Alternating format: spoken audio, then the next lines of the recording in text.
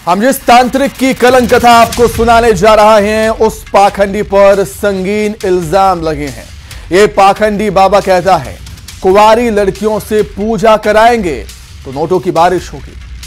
बाकायदा लड़कियों पर काला कपड़ा रखकर नोट भी गिराए। लेकिन इस बाबा के काले कारनामे का सच जब लड़कियों ने बयां किया तो सब हैरान रह गए। आप भी सुनिए।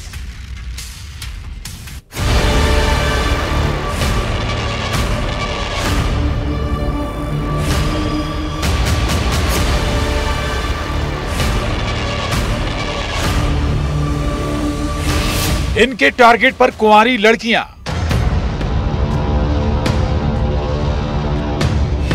तंत्र मंत्र की बिसात, अस्मत से खिलवाड़।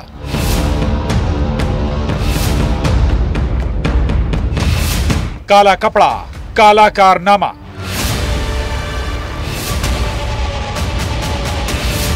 अंधविश्वास का खेल, नोटों की बारिश।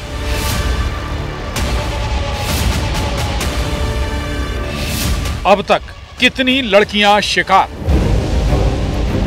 तंत्र मंत्र की बिसात और मासूम लड़कियां शिकार। अब तक आपने ऐसे पाखंडी बाबा का खेल नहीं देखा होगा। इस खेल के बारे में सुनिए। अंधविश्वास के खेल में कैसे वो परिवार फंसा जिन्हें बताया गया था ये बाबा है जो काले कपड़े से रुपए की बरसात करता है। और अगर ये कपड़ा कुंवारी लड़कियों पर रखा जाए, कुंवारी लड़कियां पूजा पाठ करें तो पैसों की बरसात ज्यादा होगी। बाकायदा रुपए भी बिछाए गए जिससे शिकार को यकीन हो जाए। आसपास के गांव के रहने वाले दो व्यक्तियों ने बताया उनको कि तांत्रिक एक है जो पूजा करता है और कुमारी कन्याओं का पूजा करने से ज़्यादा पैसा बरसता है।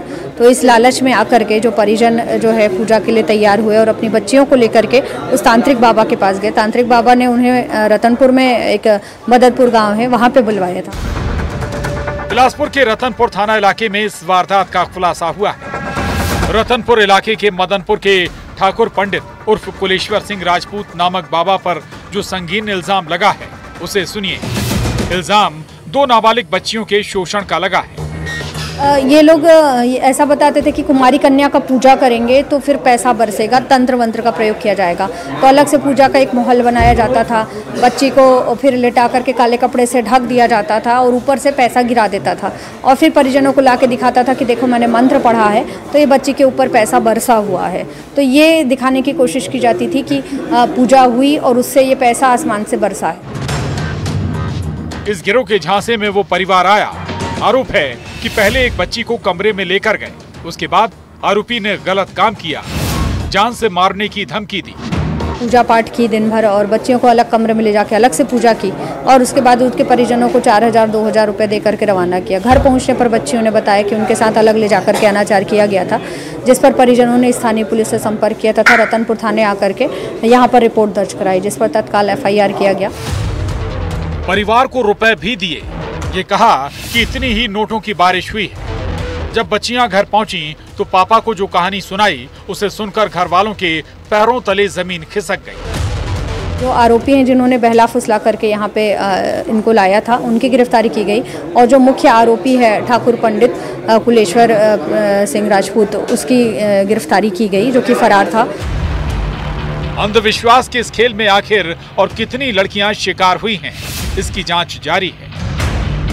बिलासपुर में उमेश मौर्य के साथ bureau report, news 18 Madhya Pradesh Chhattisgarh. उस घर के बेडरूम में डबल मर्डर हुआ। घर में एक महिला की लाश मिलती है। आरोपियों ने पुलिस को गुमराह करने के लिए दूसरी लाश को कहीं और फेंक दिया जिससे किसी को उन पर शक ना हो। यहां तक कि इस केस को सुसाइड की शक्ल देने की फिराक में थे हत्यारे, लेकिन राज खुल ही गया। आखिर कत्ल किसका हुआ था, इस रिपोर्ट में देखें।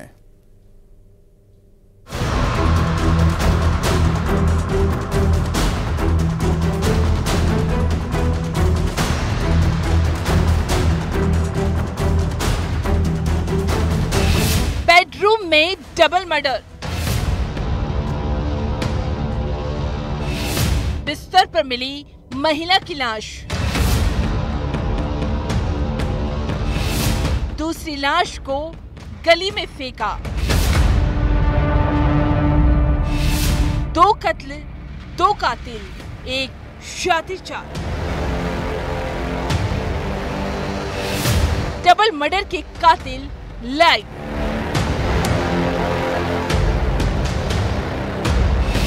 वो राज जो बन गया मौत। इस गांव में 2 लाश मिली थी, दोनों अलग अलग जगह पर। गांव की गली में एक शख्स की लाश मिली, जबकि गांव में एक घर में महिला का कत्ल हुआ था।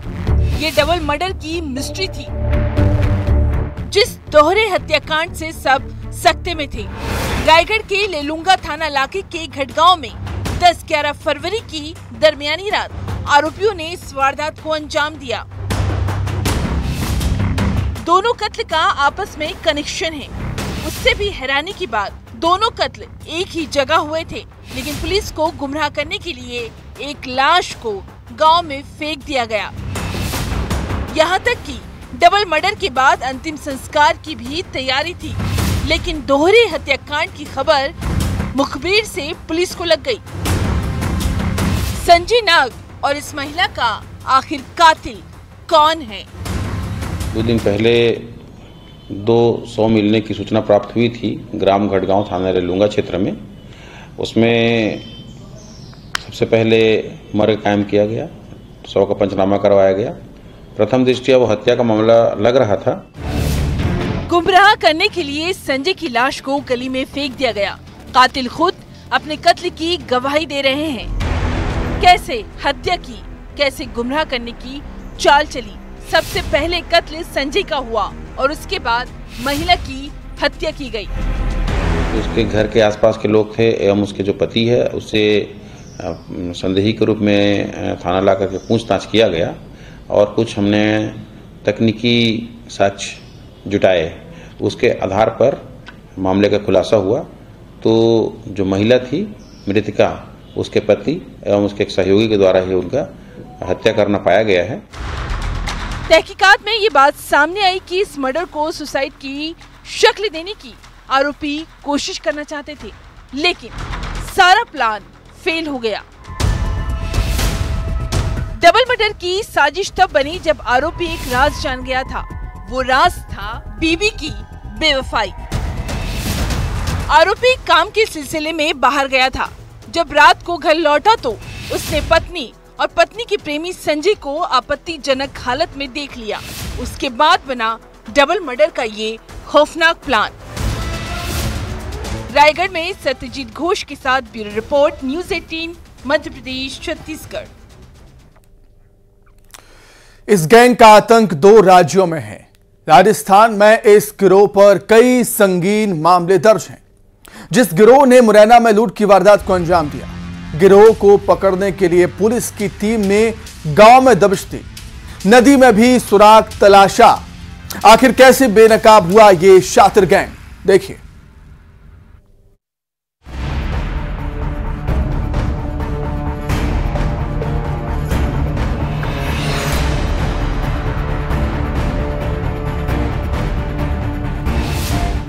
सेकंड 6.5 लाख रुपए पार।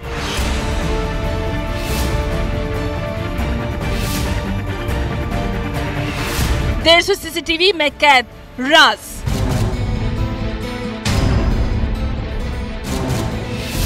लाल टी शर्ट से गैंग बेनकाब। 2 राज ऑपरेशन लुटेरे।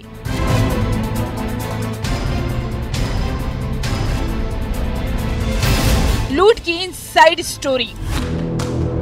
बेहद ही शातिर गैंग, जिन बदमाशों पर संगीन अपराध दर्ज हैं। राजस्थान, एमपी में इस गैंग ने आतंक मचाकर रखा है।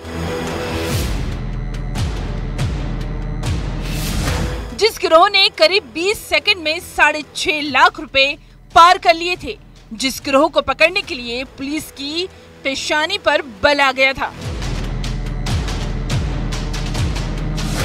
पुलिस की माने तो इन लुटेरों का राज खोला मास्टरमाइंड की इस लाल जैकेट ने।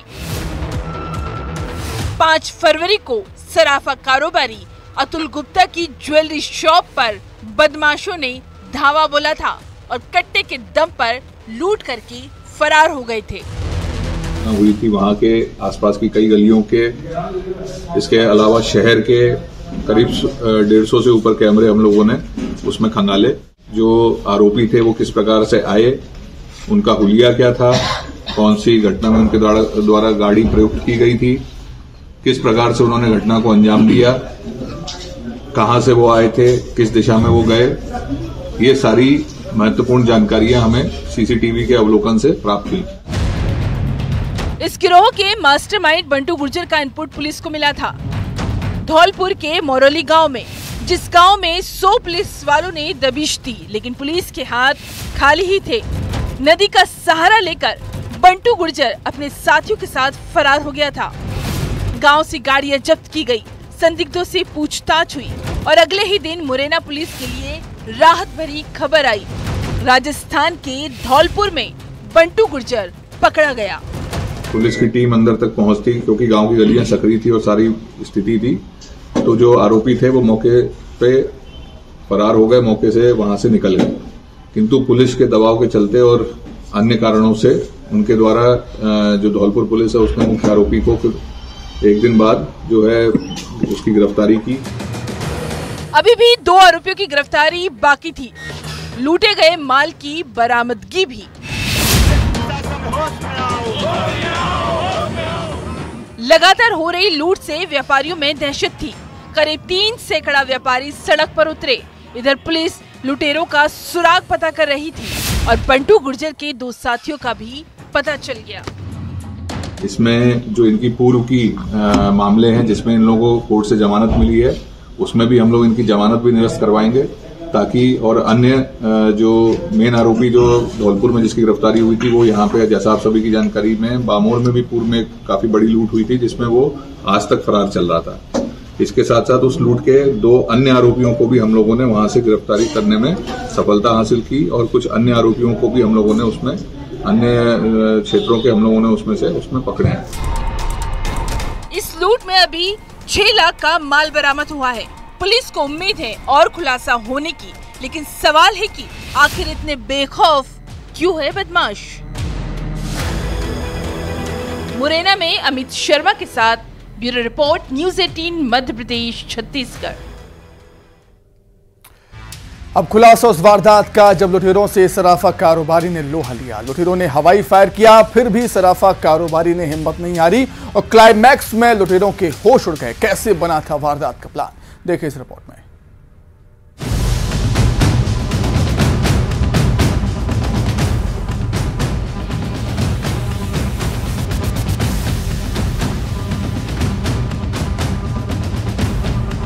ये 25 सेकंड लॉ एंड ऑर्डर पर सवाल खड़े कर रहे थे।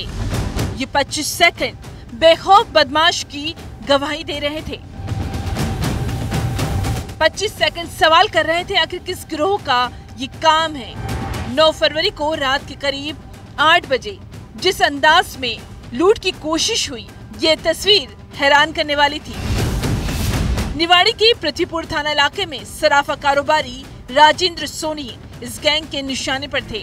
हवाई फायर हुए, सोने चांदी से भरा बैग लूटने की कोशिश की गई। घर की दहलीज पर लुटेरों से कारोबारी का सामना हुआ, लेकिन सराफा कारोबारी ने हिम्मत नहीं हारी। वो घर में दाखिल हुए, जान जोखिम में डालकर बदमाशों से मुकाबला करते रहे।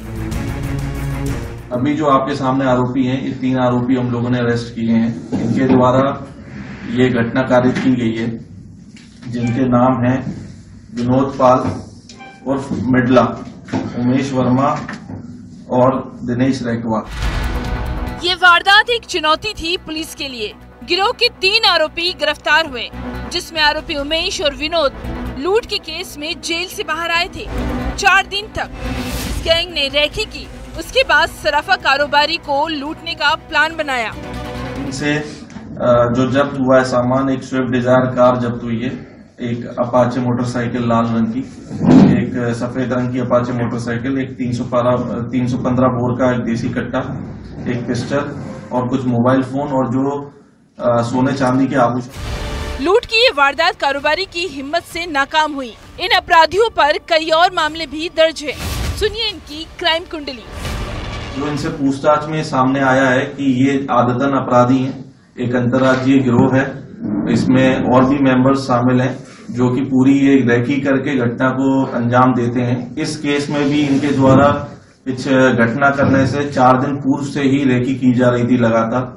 ये लोग बबीना, ललितपुर, झांसी, दतिया आदि क्षेत्र के रहने वाले हैं और लगातार अन्य राज्यों में जा जाकर ये गतिविधियां और इस प्रकार की घटनाओं को अंजाम देते हैं। अब इस बात का पता लगाया जा रहा है कि आखिर और कितने राज्य में इस गिरोह ने वारदात की। लूट की साजिश में कौन कौन शामिल था। निवाड़ी में हृदय तिवारी के साथ bureau report, news 18 Madhya Pradesh Chhattisgarh. फिलहाल यहां पर रुकेंगे छोटे से ब्रेक के लिए।